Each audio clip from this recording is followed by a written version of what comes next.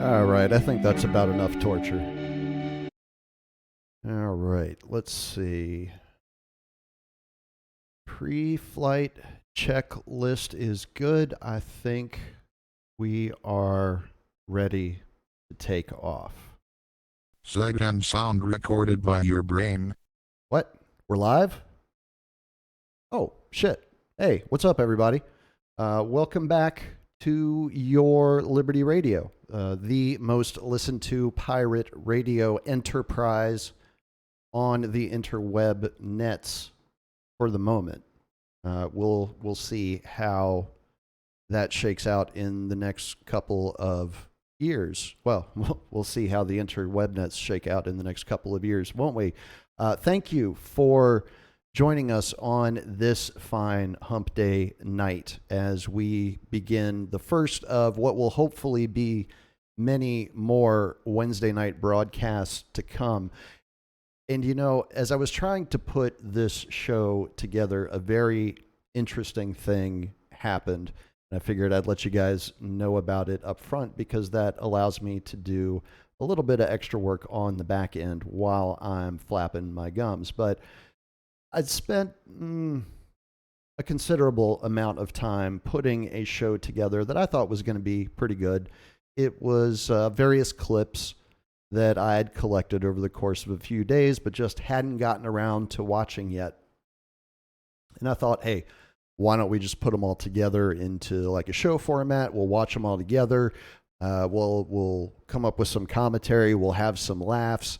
We'll do a broadcast, and everybody will have a good time, right? Well, as I was just about to start applying some structure to these bits and pieces that I had collected, a very interesting thing happened because YouTube, the algorithm at YouTube, decided to drop what we are about to consume this evening into my lap at what probably would have appeared to be the most opportune moment. But as soon as I saw this little nugget, I was like, yes, that is what we are going to be doing on the Wednesday night broadcast. And as some of you may have already figured out, especially if you did your homework ahead of time, we're actually going to be checking out a documentary that was produced back in 1979 by none other than ABC News. They produced this 1 hour documentary, according to the Brave AI explainer bot. They produced this documentary that covered the illegal activities of the CIA's MK Ultra mind control program, which is, you know, interesting because just a little over a year ago, I actually wrote this for the Grand Theft World website called A Brief History of Mind Control, and it also discusses the MK Ultra program. So I do actually know a little bit about the subject that we are going to be learning about this evening. Now, I promise I will try to keep my commentary to a minimum so that we can get through the entire 1 hour documentary as quickly as possible. But again, you guys know me. I'm going to run my mouth when I feel that it is necessary. So just prepare yourselves mentally and physically for that. Now, this documentary allegedly provides insight into just how far intelligence services were willing to go to win the Cold War. And we are, of course, going to examine that claim very, very closely at the conclusion of our viewing.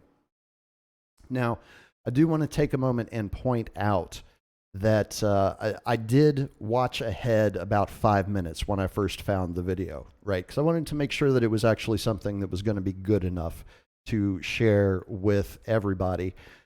So I've only watched the first 5 minutes or so, but that was enough for me to figure out that this was apparently a recording that had been made by somebody's VHS or Betamax machine when the program actually aired for the first time, because the commercials from the original 1979 broadcast are also included as part of the viewing package. And we're going to watch those too, because I think that will probably be the most educational part of what we do this evening. Now, before we get started, of course, we do want to remind everybody that here at Liberty Radio, we are a value for value production, and the listeners to the show can support our work by returning value back to the show in the form of a monetary contribution. The easiest way to do that is right here where I am directing your attention, the manufacturingreality.org website. Click the button in the menu that says provide value, or just type /provide-value. Both of those actions will get you to the exact same place. And right at the top, you have our very own in-house payment processor to securely process your value transaction. We do appreciate all of the support that is provided by our listeners like Solidago, who after the broadcast on Saturday night, or I think it was actually during the broadcast on Saturday night, I didn't see it until afterwards, Solidago sent us a nice little contribution to help fund our operation here at Liberty Radio. So I think that is about enough paying of the bills. Why don't we go ahead and get the show started? Where are my controls? I'll find them soon. I tell you, it sucks getting old folks. All the things that you used to be able to do are suddenly complete mysteries sometimes. But again, your results may vary if you're scoring along at home. Let's go ahead and let's get the show started.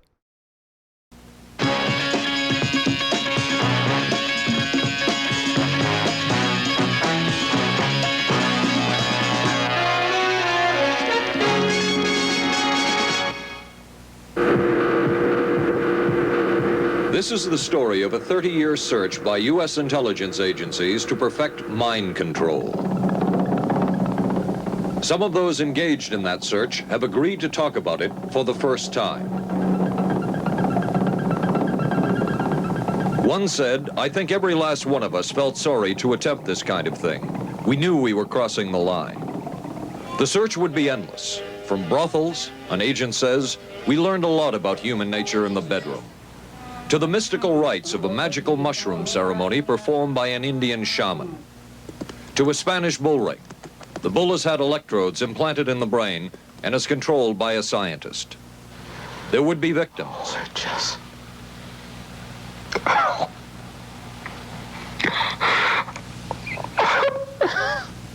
One intelligence agency tried to peel this man's mind back to reveal its deepest secrets.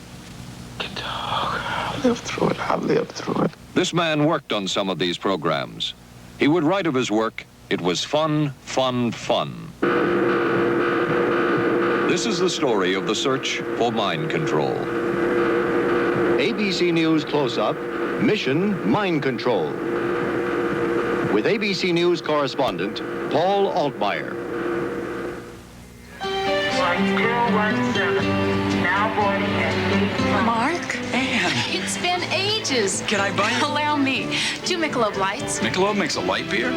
Perfect. The good taste of Michelob Light. Don't just compare it to other light beers. Compare it to your regular beer. It's that good. You always did go first class. Your ticket to San Francisco. Thank you. San Francisco? You too? Good taste runs in the family. Mrs. Cooper, I need help. With all these different dog foods, I don't know what kind to feed him. Dry, soft. Honey, it's not the form, it's the formula. Those are for any dog, young, old, whatever. But Cycle 2 dog food is especially for dogs ages 1 to 7, like mine. The Cycle 2 formula has just what dogs in their active years need to help stay healthy. And happy. With Cycle, I know what to feed him. Now get Cycle 2 in 25-pound bags. We are not professing to tell you the complete story of these activities. We are professing to tell you the complete story that we know. Right. But these records that we've uncovered don't tell the story. They tell pieces of it. This is a story that has been told in bits and pieces. This is an attempt to pull most of it together. We know we don't have the full story. We do, however, have some striking new revelations and insights. The story begins here, just off the nation's front yard, the Mall. The buildings behind me were the headquarters for the World War II Office of Strategic Services. It was here that the first halting steps toward mind control began. The shaper and molder of OSS was General Wild Bill Donovan. He said of his group's work, "We may have made mistakes, but we were not afraid to try things that were never done before." In this anything-goes atmosphere, Donovan appointed this man, Stanley Lovell, a Boston industrialist, to break new ground in many scientific and technical fields. Donovan called Lovell his Dr. Moriarty, after the fiendish professor in Sherlock Holmes. Lovell liked the name and posed for this Saturday Evening Post photo. He later wrote of his OSS job that it was, quote, to stimulate the Peck's bad boy beneath the surface of every American scientist and to say to him, throw all of your normal law-abiding concepts out of the window. Here's a chance to raise merry hell. It was in this atmosphere that the search for mind control began. This bizarre man would be an active participant in that search over the next 2 decades. His name is George White, an OSS captain who had formerly been with the Bureau of Narcotics. In his diary, seen here publicly for the first time, White left a legacy of the darker side of American intelligence work. He received his early OSS training at the British-run school at Oshawa, Canada, the same school where Ian Fleming, the creator of James Bond, was trained. White referred to the school in his diaries as the Oshawa School of Mayhem and Murder. Mike Burke, former OSS colleague of White's and now president of Madison Square Garden Center. Very compelling fellow, mysterious fellow, almost mystical fellow. He was fascinating because you knew something about him, but not enough about him to really get a fix on him. He also knew a great deal about the swifter elements of society, the gamier side of life, and he was very impressive in his technical knowledge of the underworld, so to speak. He said one of our men gets beat up. He says you have to act real fast and teach these guys a lesson. Charles Siragusa, a former narcotics officer and friend of White's. He'll come around, he says, and break your kneecaps. And with that, one guy laughed, and George would always have little Billy with him. And this one guy sort of naked. George White turned around and whapped him across the neck with it. Then he picked up a pool stick and started beating everybody up. He made his point. And he made his point. George White was not a man of understatement or subtleties. His boss at OSS, Stanley Lovell, referred to him as deadly and dedicated. In this note from White's diaries, it says, call Lovell regarding TD. TD was a rather transparent cover for Truth Drug. George White worked with the Truth Drug Committee here at St. Elizabeth's Hospital in the nation's capital. They experimented with mescaline, scopolamine, and marijuana on unwitting victims. The committee soon learned there was no easy panacea, no truth drug at this stage. But White and later colleagues would not stop trying. The goal remained the same.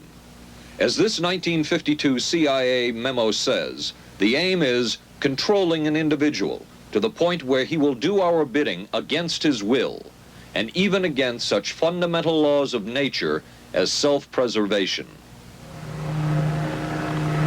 But it was a discovery here in Basel, Switzerland, at Sandoz Laboratories by Dr. Albert Hoffman that led the intelligence agencies of America to believe that they had found the panacea.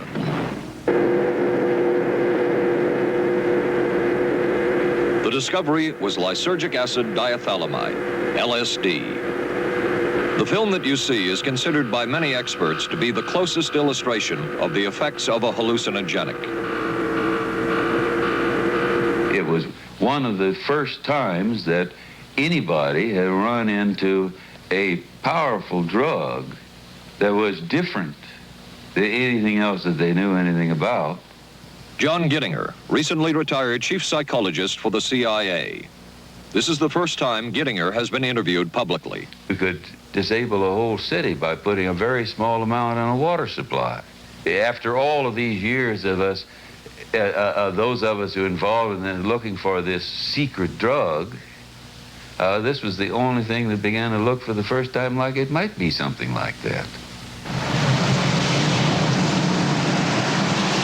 CIA's interest in LSD was intense. The worry was that the Russians would get hold of it. Were the Soviets into LSD? I'm going to have to say I'm sure they were, but if you ask me to prove it, I've never seen any direct proof of it. Gidinger's lying.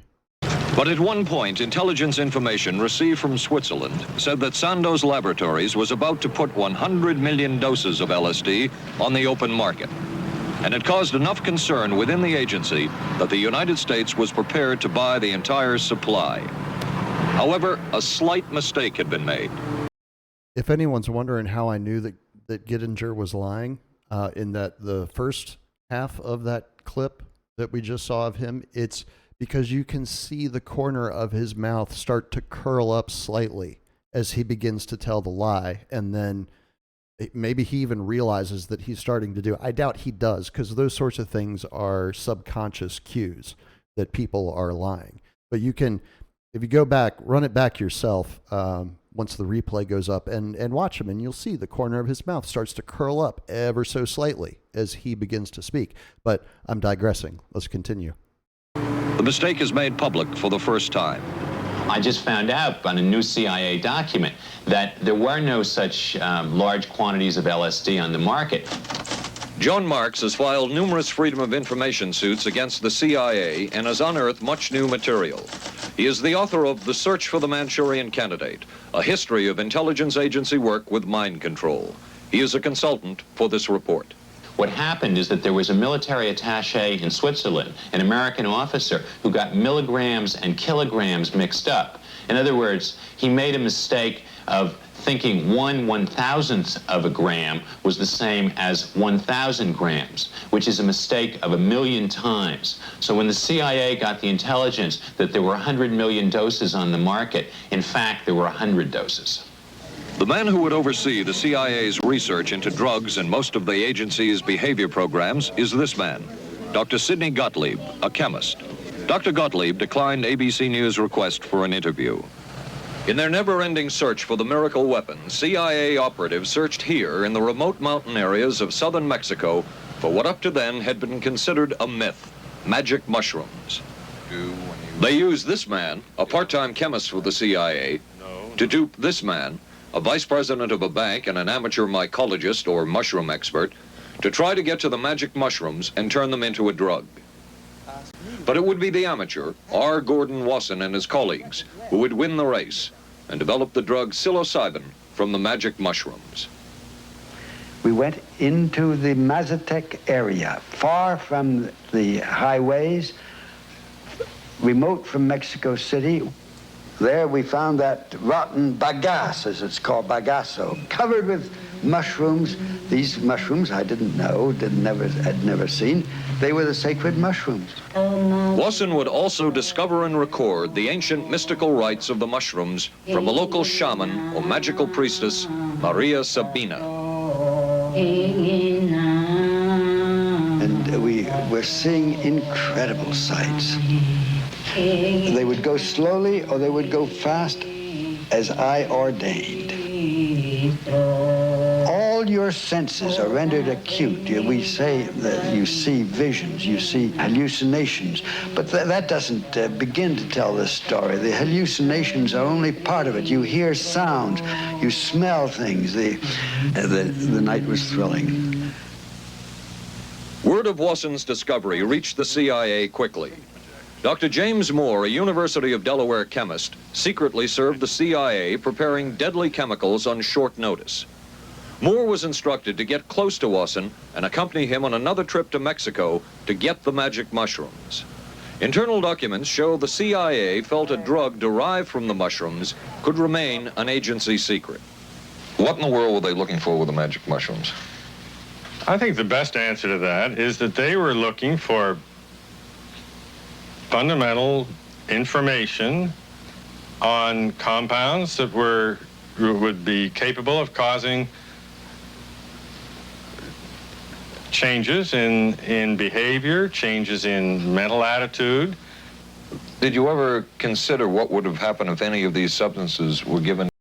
Dr. James Moore is quite comfortable on camera, isn't he? To say unwitting people. Oh, I don't remember having considered that specifically. What if you, I trust perhaps you've thought about it. Well, I haven't worried about it. Your question again, what would I have thought had I known that any of these substances would have been given to unwitting persons?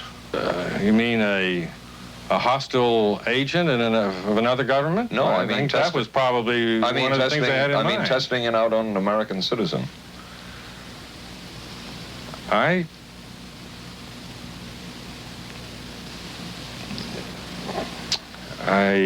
guess I must seem very, very cold-blooded about this, but I don't recall ever having been very much preoccupied with that issue.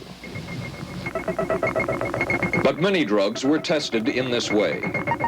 A decision was made at the highest levels of the CIA to do testing on unwitting Americans. As one CIA document says, such testing would be operationally realistic. A former CIA official who worked on these programs describes for the first time how the decision was made. He did not wish to be filmed or recorded. Thus his remarks are read by someone else. I think every last one of us felt sorry to attempt this kind of thing. We knew we were crossing the line. Every decent kid knows he shouldn't steal, but he does it sometimes. We knew damn well we didn't want anyone else to know what we were doing. The decision was made to do testing on unwitting victims. It was decided they should be on the fringes of society because they were most vulnerable. It was the borderline underworld, prostitutes, drug addicts, and other small-timers who would be powerless to seek any kind of revenge in case they found out. And as their predecessors had a decade earlier, the CIA turned to George White for help. White was now a high-ranking narcotics official, and by this time the stories about George White were legendary. So the waiter says, "You may help you, monsieur?" And George White was busy talking with me. He paid no attention to the waiter, so the waiter tapped him on the shoulder, says, "May I help you, monsieur?" George White turned around, whipped his gun out, and stuck it in the guy's face like this in this crowded restaurant. George White did not mind bending the law, and he knew the street well. He was the ideal choice for what the CIA had in mind. We were Ivy League, white, middle class. We were naive, totally naive about this, and he felt pretty expert. He knew the whores, the pimps, the people who brought in the drugs.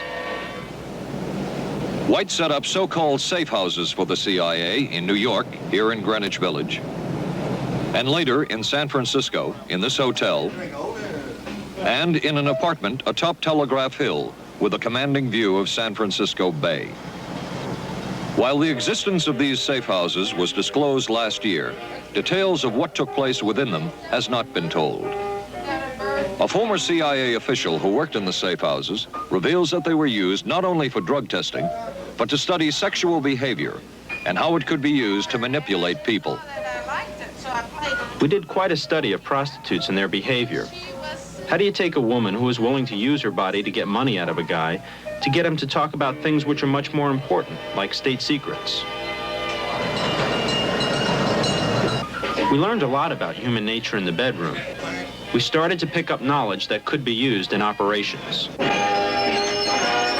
There would be victims in all of this, but as the agency knew, they couldn't fight back.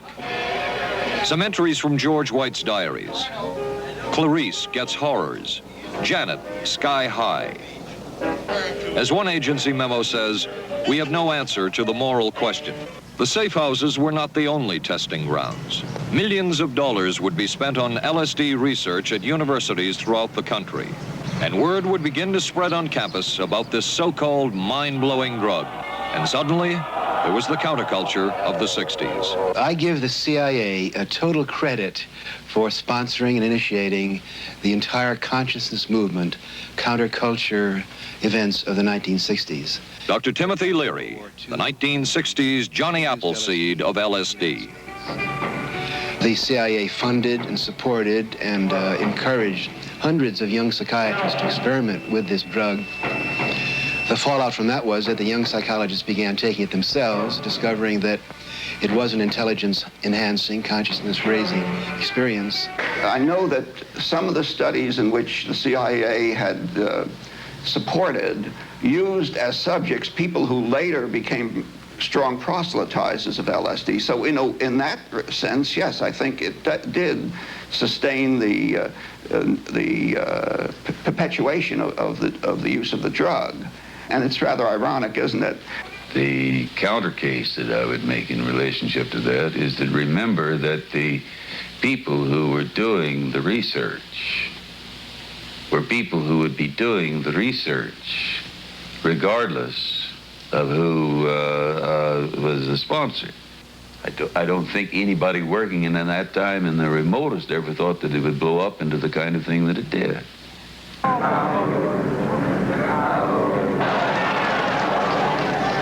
History will judge the role of the CIA and other intelligence agencies in unwittingly contributing to the counterculture of the 60s through their intense interest in LSD and other hallucinogenics.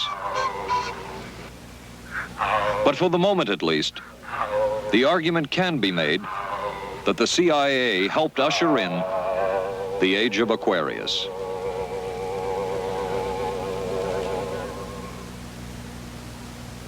ABC News Close-Up will continue in a moment. Being careful about my body doesn't just mean major things like regular breast exams. I'm even careful about pain relievers. Plain aspirin sometimes upset my stomach, so I use Bufferin. It adds protection. I'm careful about what goes into my body. Bufferin gives me an added relief action I want. Tylenol doesn't. Only one leading tablet has both, an added relief action in many cases that Tylenol never provides, and protection ingredients, Bufferin. Now I'm careful to get both with Bufferin. Apologies for the poor video there, but again, this is on 1979 technology, so you have to kind of forgive the flaws. But how about this? I remember Bufferin when I was a little kid. Well, what happened to it? Where did it go? Your sink trap's clogged with grease. Use Crystal Drano. I'll pour in liquid plumber. Don't. It may not work on that grease clog. No? Crystal Drano will. Look, liquid plumber's quiet. It's not melting that grease. But Drano is. It broke through. Will Drano hurt metal pipes? No. So liquid plumber didn't break that grease clog. I'm switching to Drano. To make clogs go, better use Drano. Yeah, God made extra money moonlighting as a product salesman in the 1970s, for those who weren't aware of it. Saturday, live on ABC. The Forest Hills Men's Invitational from the legendary West Side Tennis Club. Then live, third round coverage of the most prestigious ladies golf event. Hollis Stacey goes for her third straight U.S. Women's Open title. And red-hot Nancy Lopez shoots for her elusive first Open victory. And on ABC's Wide World of Sports, rodeo excitement from the Wild West. Plus high speeds, high thrills, hydroplane action. Championship tennis, golf, and ABC's Wide World of Sports. Saturday.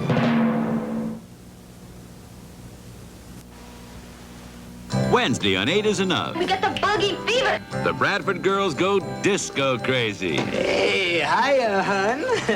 What do you say we get down? And the summer's off to a red-hot start. And Charlie's Angels play the horses. I want to be a jockey. But end up in a dead heat with death. Then, the ghost of Jack the Ripper haunts the back streets of Vegas. Tomorrow, starting at 8, 7 Central and Mountain on ABC.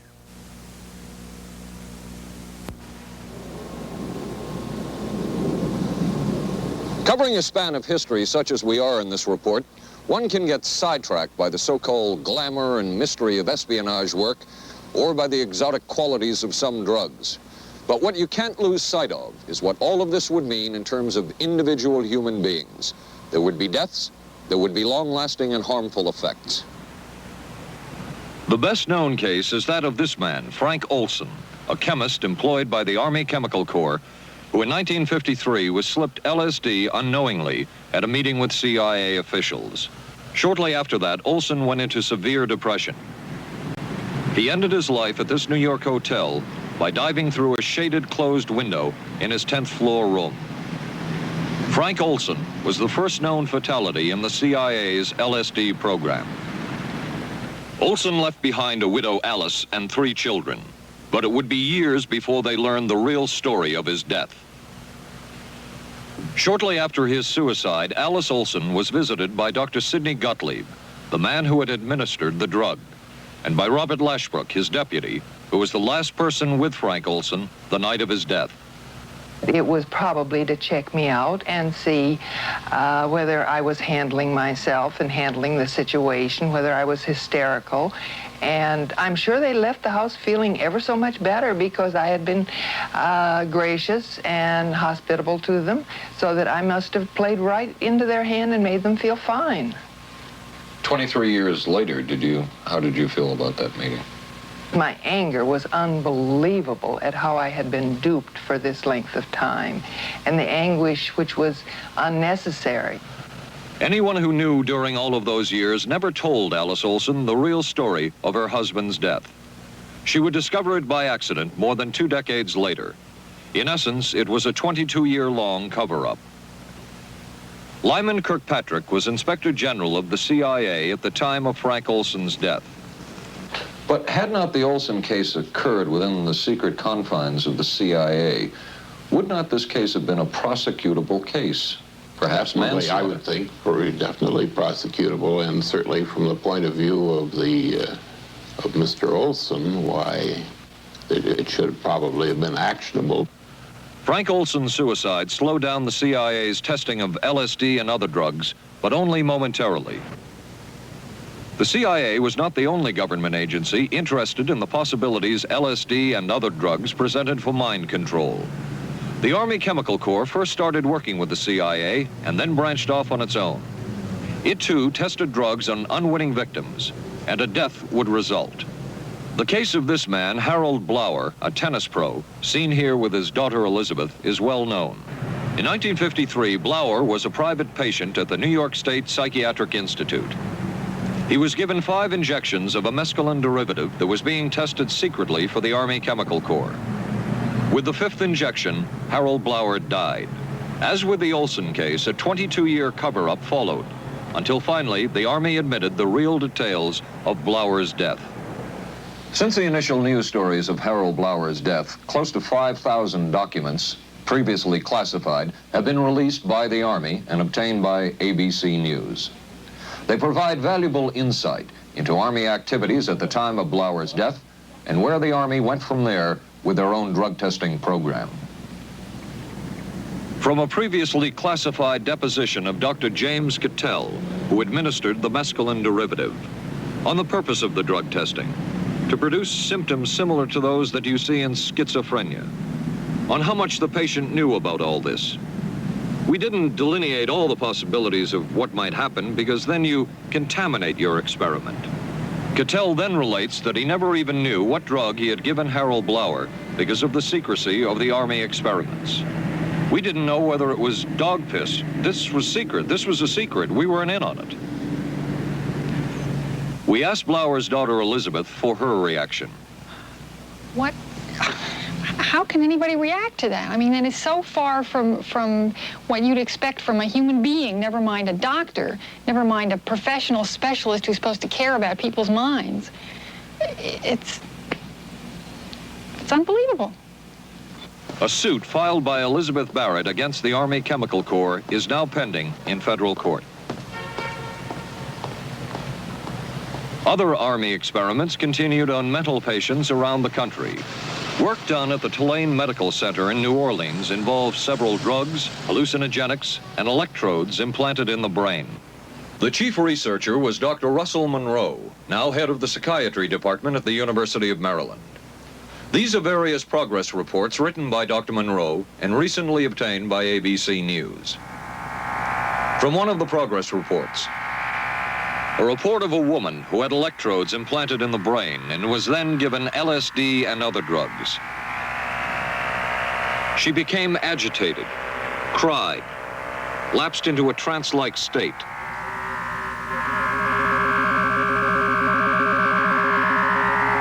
Felt as if she were about to have a convulsion, experienced waves of darkness and light, had bizarre sensations in her neck and legs, said somebody was trying to manipulate her body. At this point, Dr. Monroe wrote that the woman was obviously having paranoid ideas. As a layperson, perhaps you can enlighten me. What therapeutic effect would the type of experiment that I just described have on a patient? Well, the therapeutic effect would be indirect. Was this patient aware that she was being given LSD? Yes, I mean, they were told that they would be given some medication, and they took specifically LSD? Well, we told them, I don't think that they would have even known what LSD was then at the time. They were told that they were going to they would be given some medication which might make them feel worse. Dr. Monroe, what do you think the Army Chemical Corps was looking for in all of this testing? They were looking for an incapacitating agent, an agent that would not harm the person permanently, but would incapacitate them temporarily. That seemed like a humanistic way to wage a war, if war is necessary. When James Thornwell was given LSD by Army intelligence in 1961, this time it was no experiment. This time the express purpose was to peel back Thornwell's brain to bear any secret within it. This time the Army had gone operational. Thornwell, as reported on ABC last January, was an Army private stationed in Orléans, France. Classified documents were missing from his unit. Thornwell became a suspect. His 2.5-month interrogation included administration of sodium pentothal, hypnosis, isolation, and deprivation of sleep. Army documents obtained by ABC News refer to this interrogation as conventional. Despite this severe questioning, Army intelligence was getting nowhere with Thornwell, and it was decided to slip him LSD. For 16 years, Thornwell never knew what had hit him. Tell me about the acid. I'd rather not. It's a bad trip. It's a bad trip. That was a bad trip. The pain was so excruciating. Felt like somebody was sticking me with 1,000,000 pins. You know, just everywhere. Oh, it just...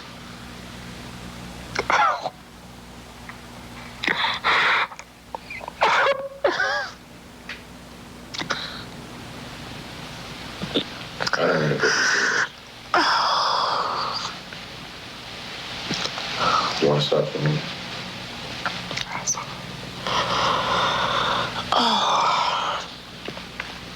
I walked around. You want to stop? Oh, I can talk. I lived through it. I lived through it. I lived through it. No charges were ever brought by the Army against Thornwell. He was discharged for psychological disorders. But an Army psychiatric evaluation of Thornwell obtained by ABC News, one which was done prior to Thornwell having been given LSD, says of him, fairly cooperative, oriented, alert, and gave no evidence of psychosis or depression. From the Army's point of view, this type of LSD interrogation was a success. Other documents refer to the exploitability of interrogation subjects, cracking them, keeping them off balance mentally, and providing an economical, speedy, and productive aid to interrogation. From James Thornwell's point of view, it was no success. Thornwell still has serious problems. He's run through 2 marriages. He maintains he can't hold a job, can't concentrate, has nightmares, and feels socially and emotionally isolated. Last fall, Thornwell filed suit against the government in federal court. In a moment, we will examine the closest experimentation to brainwashing that we have uncovered.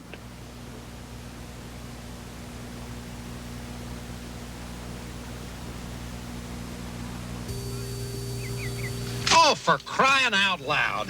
Something wrong, Will? You pick up a paper these days, you learn life isn't as simple as it used to be, and neither's food. Is that why you eat grape nut cereal? Yep, you couldn't ask for a simpler cereal. Wheat and barley, vitamins added, no preservatives. Sure looks simple. It's got a natural nutty taste. What's good for breakfast, guys? How about something nice and simple? Grape nuts, the simple cereal.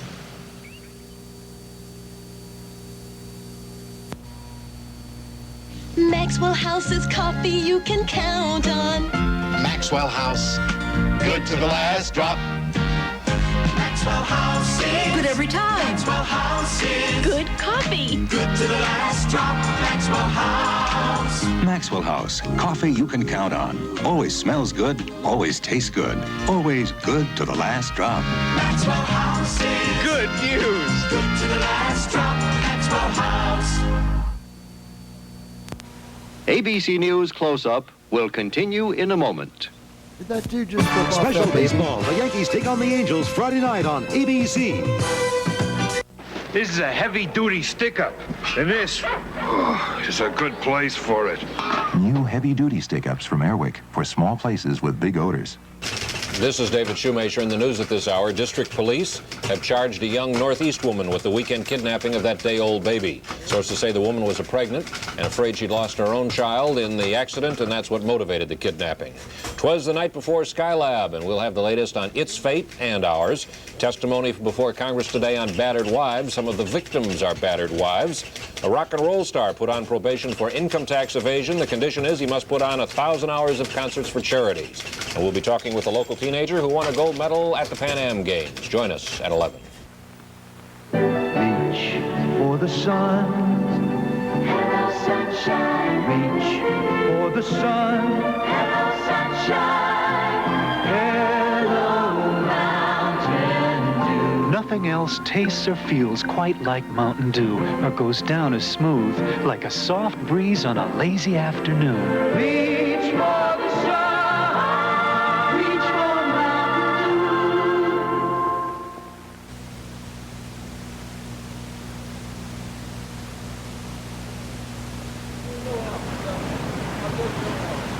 By far, the most chilling experiments we have uncovered took place at this Gothic estate called Ravens Crag, halfway up Mount Royal in Montreal. It houses the Allen Memorial Institute of Psychiatry of McGill University. It was here that the CIA funded a series of experiments, severe experiments. The work was done by the Institute's then director, Dr. Ewan Cameron. It is the closest experimentation to brainwashing yet disclosed. His work, unprecedented in psychiatry, consisted of 3 areas which he called sleep therapy, psychic driving, and the ultimate depatterning. Dr. Maurice Dongier, current head of the Allen Memorial Institute. In his psychic driving, so-called type of therapy, he would give the patient intensive electric treatment in order to make the patient regress deeply, become forgetful, and then he would attempt to implant new ideas in the mind of the patient. Now, to a layman, it would appear that Dr. Cameron was trying to take the slate and wipe it clean, the slate being the mind. In other words, brainwashing. Exactly, that's a very good comparison. Brainwashing. Yes, true. Val Orlico of Winnipeg, Canada, the wife of a member of the Canadian Parliament, was a patient of Dr. Cameron's. She entered the Allen Memorial Institute because of severe depression. She describes for the first time publicly the LSD therapy and psychic driving treatment that she was given by Dr. Cameron. And then the drug began to take hold very rapidly because it was an IV injection. And things became very furry and very frightening, and had a lot of sensations that it's very difficult to recall. Nobody explained it to me. Nobody ever asked me if I was willing to do it or anything. He had this feeling that he would be able to get through the resistance of illness and to reach deep changes very quickly. Did he? I don't think that when you look at that in retrospect, the hopes that he had have been in any way fulfilled. But Cameron would plunge on. The next step was what he called psychic driving. This involved almost endless tape-recorded messages and more drugs for the patient. Cameron wrote that this was the way to make direct controlled changes in personality. I thought this was the coldest and most impersonal treatment that anybody could give to anybody in the world. And I became more and more despondent and more angry. I just became so despondent that I thought I can't live like this any longer. And I thought I would just go out and throw myself underneath the cars on McGregor. I stood on the curb of that street and I stood there and I thought, okay, go. Okay, go. And then I thought, what if you're not killed? What if you're just maimed? What if you don't die and you live and you can't even talk anymore? And I couldn't do it. The most severe technique Cameron used was de-patterning. He described it as breaking up the existing patterns of behavior by means of intensive electroshock therapy with prolonged periods of sleep. He carried out these experiments in something he called the sleep rooms. People in there were like babies. They cried and they were very disoriented. And we were very afraid of the sleep room. We used to walk very carefully against the side of the corridor that was opposite the sleep room with our backs to the wall when we'd go by. Cameron used this combined sleep electroshock treatment on patients as long as 30 days. One patient he kept asleep for 65 days. Cameron retired, and his successor, Dr. Robert Cleghorn, ordered a follow-up study on the patients treated with Cameron's de-patterning method. Showed that it was no more beneficial in its result than the use of more conservative methods. But the follow-up study showed that 60% of those who had been de-patterned still had amnesia for periods of anywhere from 6 months to 10 years. That's quite a memory loss, isn't it? That is a memory loss, indeed it is. It's I think, more than desirable. In retrospect, does Dr. Cameron's experimentation and his treatment appear harsh? I would say yes. I mean, this forceful type of approach that I was describing to you is definitely, it can be said that it's harsh. I wouldn't call it harsh. I would say it was harder on the staff than it was on the patients, because these people had to be fed and they had to be cared for and they had to be given sufficient fluid and food and toileted and so on and so forth. It was a very difficult thing for the staff to follow these patients properly and see that they did well. How would you like to be that jackass's patient? Well, I'm glad he was concerned for the staff. But damn it all, I wouldn't. I could have maybe had a different kind of life. And that makes me angry and sad, and I don't know how to explain how I feel, really. I just. How did you feel when you learned that Dr. Cameron's experimentation was financed by the CIA? Well, I thought, I can't even use the word that I thought, because I thought, that bastard. And he was too smart. He knew who he was working for. And, excuse me, but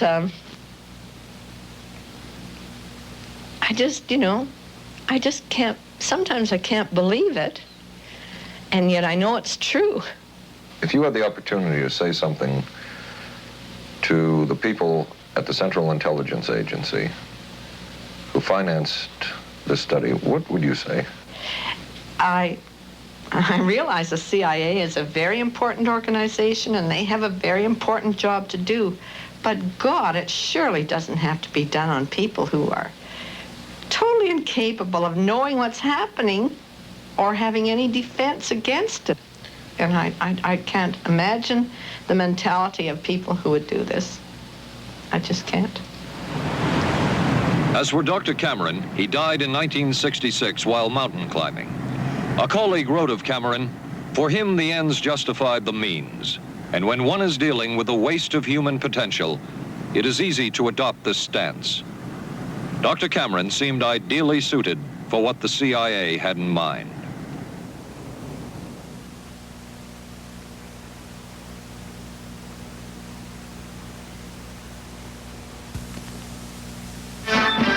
America is adapting to the shape of things to come. Triumph TR7 with 5-speed transmission or optional automatic.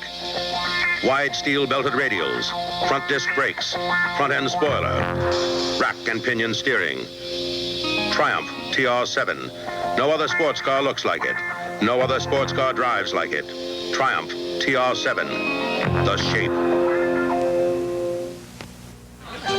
Hey, don't worry. They just got lucky. I'm sorry. I let us down. Forget it. We'll beat them next week. No, I really let us down. Come on. How about a Michelob Light, huh? Michelob makes a light beer? Sure. The good taste of Michelob Light. Don't just compare it to other light beers. Compare it to your regular beer.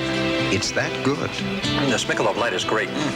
Hey, you know what our real problem was today? Yeah, you were terrible. Good taste runs in the family.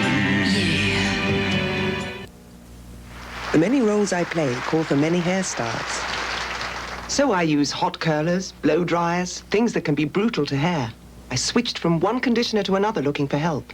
Then came Alberto VO5 hot oil treatment. It works just like a salon hot oil treatment, but takes less time and money. I just heat a tube, smooth it in, and shampoo. My hair's left silky, shiny, more manageable than I ever dreamed. Alberto VO5 hot oil treatment. I'll never switch again. Thursday. I can move a few of my things over this morning. There's a scandal in the 12th when Wojo gets a roommate. Hi. In a Barney Miller special. I'm a prisoner of my biological urges. Sorry to hear that. Then authorities say this Texas motorcycle gang murdered a federal judge. People are always scared of something they don't understand, and they don't understand us, so they're scared. Geraldo Rivera investigates dope, death, and the banditos on 2020. Thursday, starting at 9, 8 Central and Mountain on ABC. It was the Cold War, and especially the trial of Joseph Cardinal Mindszenty, who was forced to testify in a Hungarian court that he was a spy. And then later, the Korean War, with the coerced and mainly fraudulent confessions of American servicemen. My germination took place on the... That would spark intense interest in intelligence circles about brainwashing. The CIA secretly commissioned a study of communist brainwashing methods at the Cornell University Medical Center. A leader of that study was Dr. Lawrence Hinkle.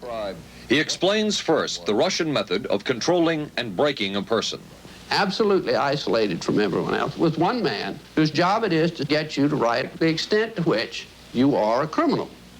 In this setting, you can get people to do most anything, do you see? Because you don't have to lay a hand on them. And by the time you get through and you go up before the judge, the fellow says, "Were you a spy?" He says, "Yes, I was a spy." The Chinese never really had this kind of a state police system. They would get him in, and all this fellow does is ask you to write, rewrite, and talk to him about your whole life.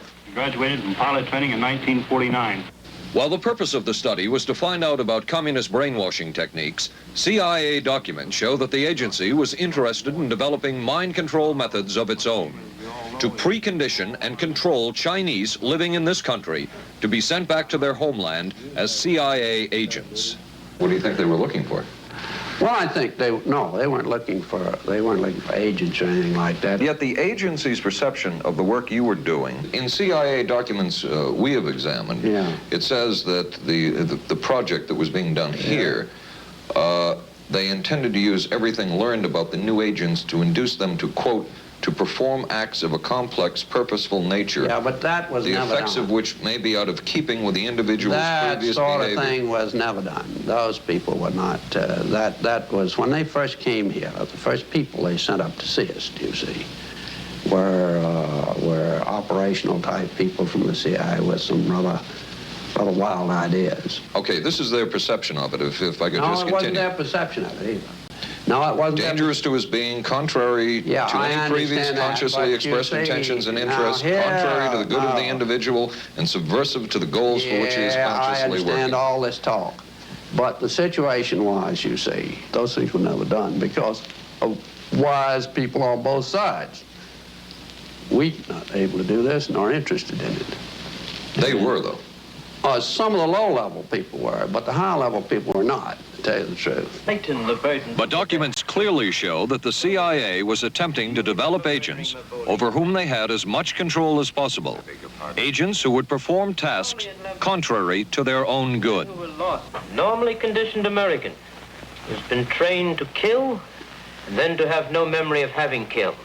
His brain has not only been washed, as they say, it has been dry cleaned.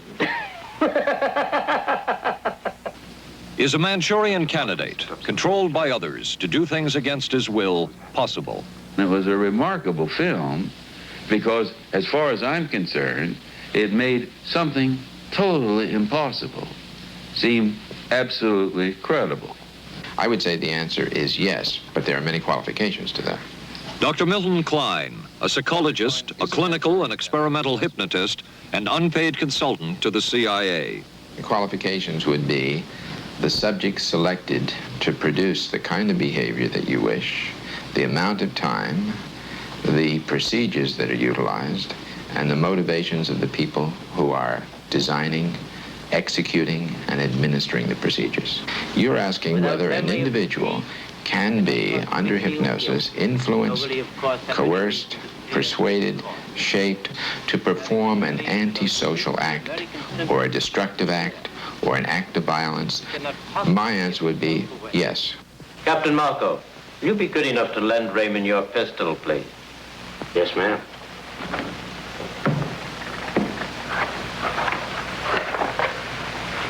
Thanks, Ben. Sure, kid. Shoot Bobby Raymond. Through the forehead. Yes, ma'am.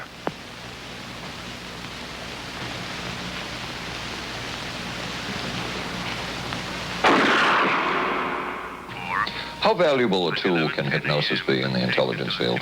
None whatsoever. It has absolutely no use because nobody's ever been able to do that I know of, do it in an operationally feasible way. I'm not in any way saying that hypnosis doesn't take place. I'm not saying there's nothing to it. I would say that most government agencies concerned with intelligence operations have been looking to hypnosis as a tool for a variety of purposes.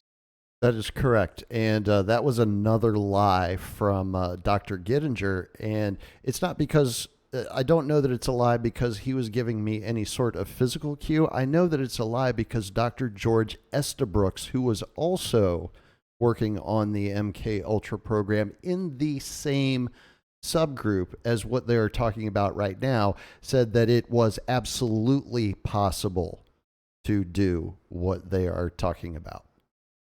One of which is to carry out and to execute certain intelligence operations on a basis where they would not have to rely completely on some of their own emotional reactions. Actually, would that entail murder? It could, if you consider that an act of killing someone under circumstances of war is murder. I think one has to define what that means. Under circumstances of peace. Under circumstances of peace, it would be murder. Another former CIA agent says that Fidel Castro at one time was considered as a possible target for a Manchurian candidate. Castro was naturally our discussion point. Could you get somebody gung-ho enough that they would go in and get him? But if you have 100% control of a guy, you have 100% dependency. If something happens and you haven't programmed it in, you've got a problem. So in the end, it was decided that a Manchurian candidate was not feasible. But the search for mind control continued. But could the mind be controlled? Perhaps not. But is human behavior predictable? In this area, the CIA did make a significant breakthrough. A personality assessment system designed by the agency's chief psychologist, John Gittinger.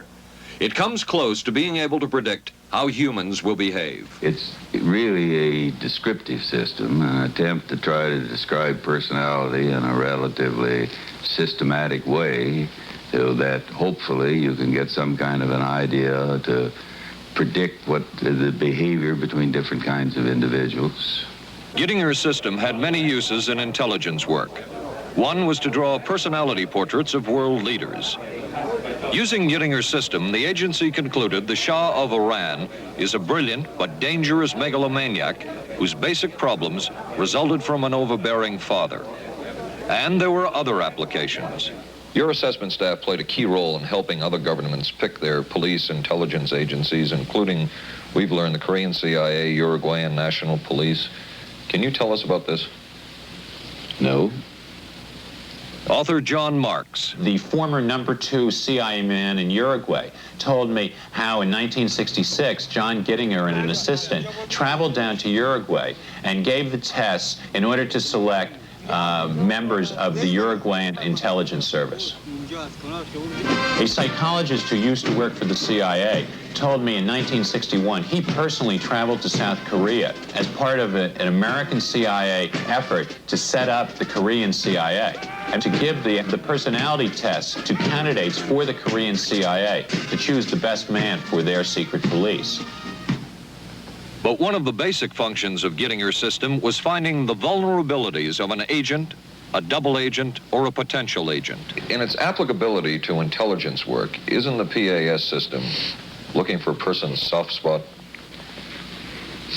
Well, of course, the answer to that is yes, but I hasten to say soft spot. This is what I consider a negative word.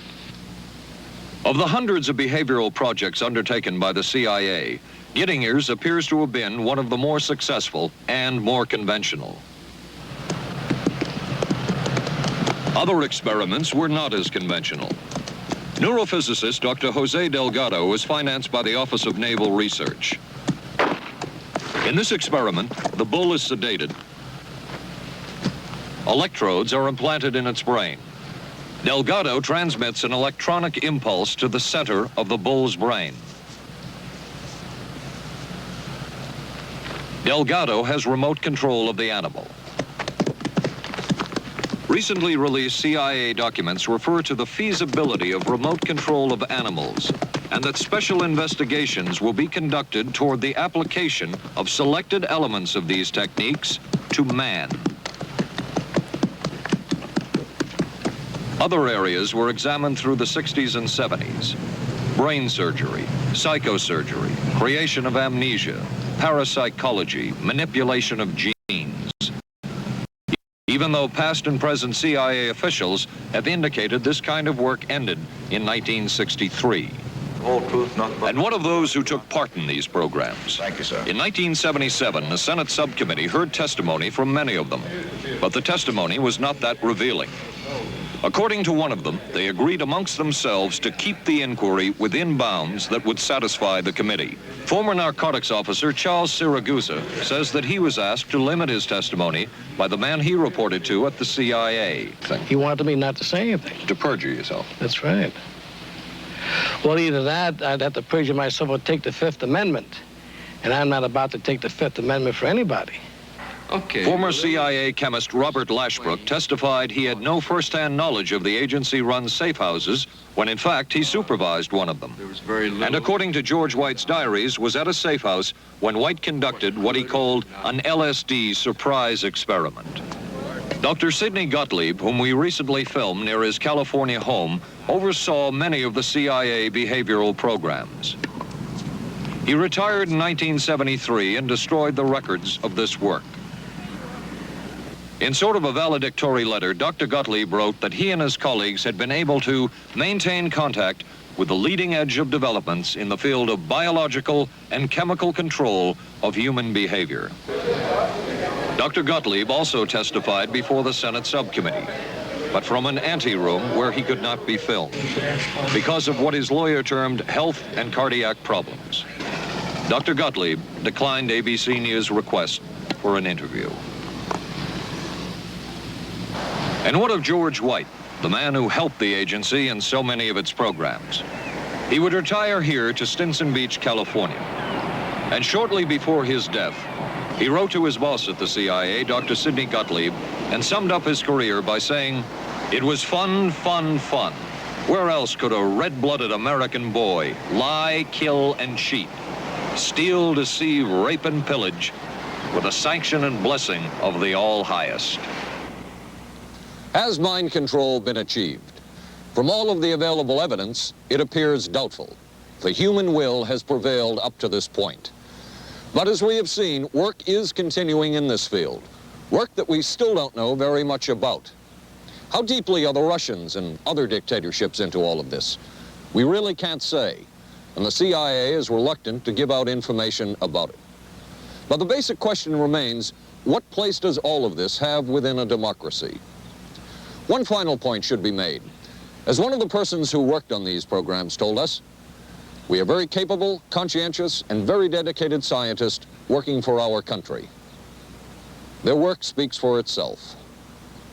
This is Paul Altmeyer for ABC News. Good night. Here's a great idea. Potato peeler? Nope. Hair curler. It's Vanish Bowl Freshener. Freshness in a snap. Snap it under the rim and it freshens 2 ways. It's always there to freshen. Then when water hits it, extra deodorizer and detergents are released, working best when and where you need it. When the bowl's fresh, the bathroom's fresher. Snappy idea. Vanish bowl freshener. Vanish for a cleaner bowl and a fresher bathroom. What do doctors recommend for pain today? This report shows doctors' #1 choice is the pain reliever in Anacin. 5 million recommendations last year for pain of headache, backache, minor arthritis, and muscle ache. The ingredient in Anacin is the doctor's #1 choice. Even Anacin back is then, they were strong, forcing a pills special down people's combination throats. of medical ingredients, free of stomach Not upset new. for millions In the everywhere. 21st century. The ingredient in Anacin, doctor's #1 choice. I think the rest of this is probably going to be the credits and all of that fun stuff. I did not see in the 5 minutes that I had watched ahead previously that this was actually a recording on DC's own ABC7. Shout out to WJLA. I have fond memories of crappy news reports from the 70s from WJLA in the belly of the beast. And let's see. Which one am I looking for? That one. We're going to go back there because I don't know if you guys were paying close attention or not. I was actually taking notes as we were consuming the media. By the way, the article that I mentioned at the beginning of the broadcast that I penned for the Grand Theft World website is linked down in the show notes for folks who have not checked it out previously and would like to do so. There's also a link in the show notes to the source material, which comes to us courtesy of Nuclear Vault on YouTube, which is a channel that I was not previously subscribed to, but as I have done on other broadcasts, we're going to go ahead and give them a subscribe and a thumbs up for this one. That was fantastic work by Nuclear Vault. I know, again, they didn't produce it. They were just the ones that got it up onto the internet, but still, they did something. So they should be rewarded for that effort. At least that's my opinion. Again, your results may vary at home. All right. So, again, having been previously acquainted with the official MK Ultra narrative, this documentary definitely hit all the high points. It focused on the use of LSD in the MK Ultra program without getting really too specific into saying exactly what the LSD was being used for, you know, outside of the very end where they're talking about the Manchurian Candidate. So that's point 2. We touched on the Manchurian Candidate using LSD to reprogram people. We touched on Frank Olson. We touched on Dr. Ewan Cameron. We hit all of the official high points on MK Ultra, and especially with the interviews from folks who had been a part of the program who were trying to make you believe that the stories that had been going around about the activities that they were engaging in were being greatly exaggerated, which, of course, anyone who takes even a little bit of time to research the subject for themselves know that that is utter bullshit. Here is what they did not talk about. Because again, it's not necessarily that media lies by, just directly lying. Sometimes they lie by not telling the entire story, right? And leaving out crucial parts. Like the drug aspect. Let's hit on that and what they did not talk about in this. Again, I know they only had an hour, so they're probably trying to cram as much information into it as possible. But again, my problem is that the production, while given the tools that were available to them at the time, looked very professional, and I thought was actually very well put together.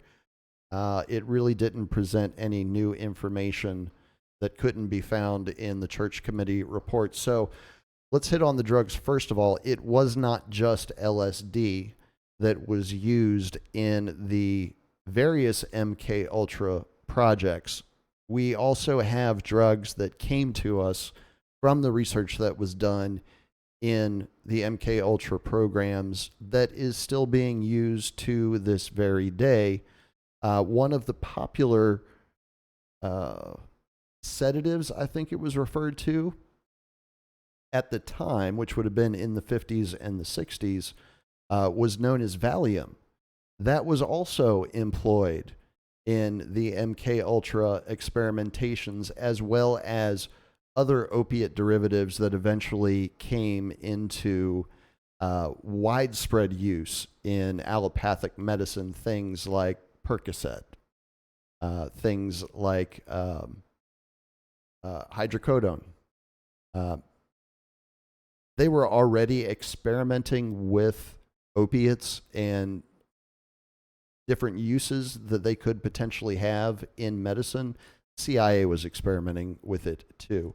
They were also experimenting with some things that the pharmaceutical industry was just beginning to work on at that time, that also eventually went into widespread use among the general public many decades later. Of course, I'm talking about selective serotonin reuptake inhibitors. The early versions of these, honestly, they're really hormone blockers more than anything else. At least that's my understanding of them, because serotonin is a hormone, and they are trying to essentially stop the brain and its production of serotonin. So they're trying to block that hormone. Feel free to fact check me on that one to see just how off base I am on that analogy. And then, of course, eventually we have the CIA getting into the distribution of crack cocaine into the 1980s. I'm sure, and continuing on into the 1990s and even very much up until the present day.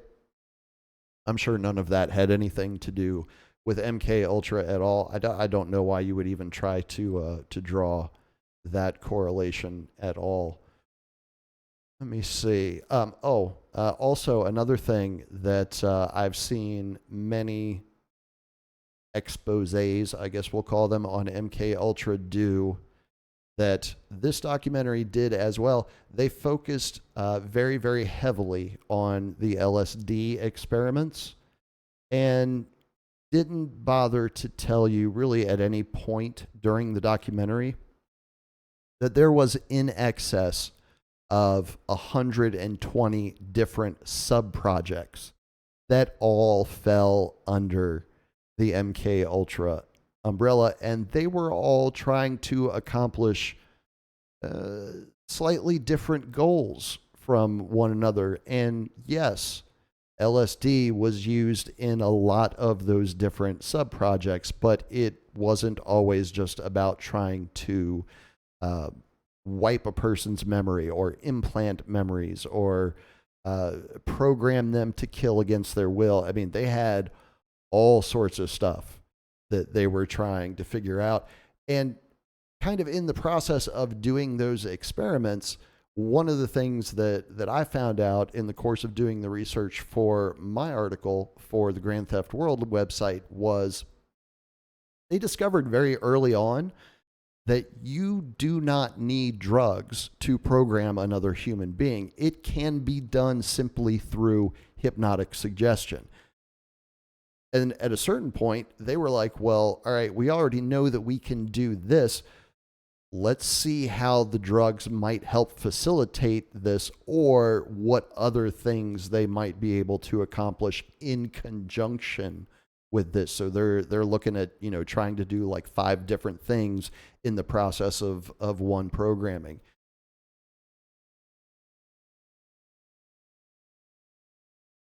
I don't know about you guys. I did, of course, note it in the chat, and shout out to everybody who was hanging out and chatting with us. Saladego, LA Libertas, Under the Radar, and everybody else that I'm forgetting. Sorry about that. I don't know. I think it was worth it just for the 70s commercials. I would really have cut out all of the documentary stuff because I already knew all the stuff that they were talking about. But I would have cut all of that out and just watched the commercials. And that would have been entertainment enough for me. I say bring back 70s commercials. Because if you're going to be forced to watch crap on television, at least the commercials should be entertaining, right? I don't know. That's me. Your results may vary.